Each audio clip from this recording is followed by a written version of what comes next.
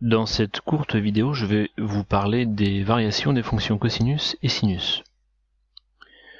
Je vous invite à regarder les vidéos précédentes pour davantage de détails sur ces fonctions. Alors, à quoi ressemblerait un tableau de variation de cosinus ou alors de sinus? Première idée importante, il s'agit de fonctions définies sur R.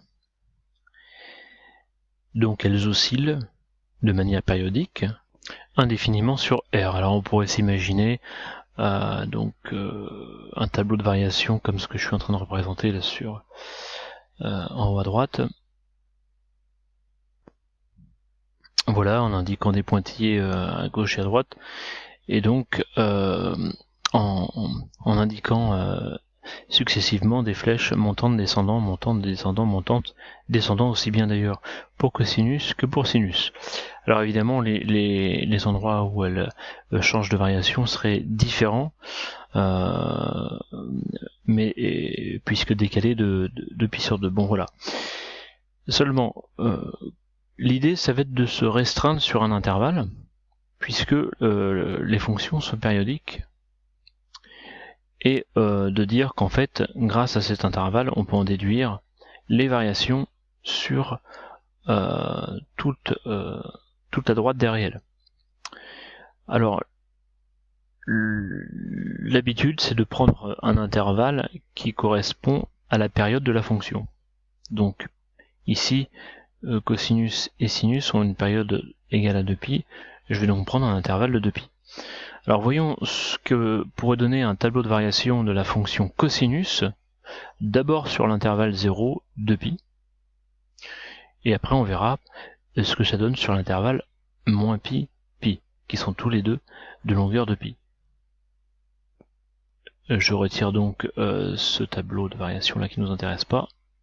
Voilà, donc j'indique que x varie de 0 à 2π et que la fonction cosinus x va d'abord être décroissante sur l'intervalle 0π, puis croissante sur l'intervalle pi 2π, ce que j'indique par ces deux flèches. Je précise le minimum, donc atteint en pi, et le minimum atteint en pi qui est égal à moins 1, puisque cosinus de pi égale moins 1. Je peux également préciser les valeurs prises par les extrémités de l'intervalle. Alors en 0, cosinus 0 vaut 1, et en 2π, cosinus de 2π égale également à 1. Voilà, j'ai terminé le tableau de variation de la fonction cos, restreint, et c'est ça qui est important, restreint à l'intervalle 0, 2π. Je mets en évidence le morceau de fonction que l'on a représenté dans ce tableau de variation. Je le mets en évidence par ce rectangle noir qui contient donc la portion de courbe dont on a le tableau de variation. Et justement, décalons ce rectangle et intéressons-nous à la portion de courbe située cette fois entre moins pi et pi. Alors, le tableau de variation va cette fois commencer à moins pi et terminer à pi. La fonction est d'abord décroissante sur l'intervalle moins pi 0, puis croissante sur l'intervalle 0 pi.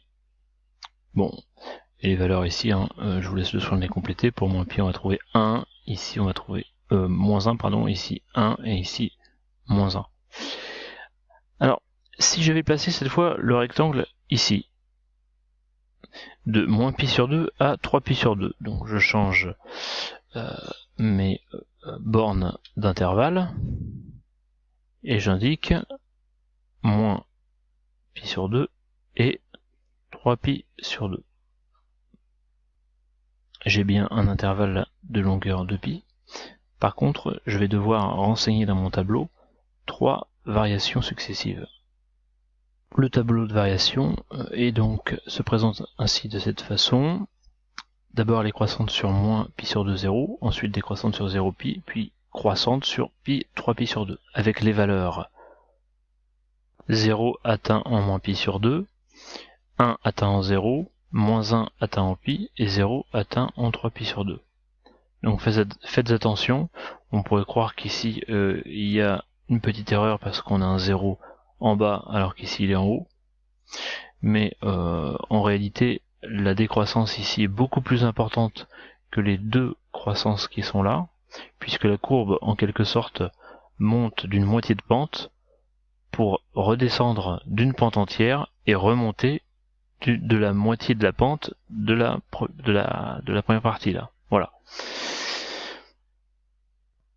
D'où l'importance de l'intervalle d'étude pourvu que celui-ci ait une longueur égale à la période. Idem pour sinus, on va simplement dresser le tableau de variation sur l'intervalle 0,2π, vous avez compris le principe, ce qui nous donne ainsi la fonction sinus est croissante sur l'intervalle 0π sur 2, décroissante sur l'intervalle π sur 2, 3π sur 2 et croissante sur l'intervalle 3π sur 2, 2π.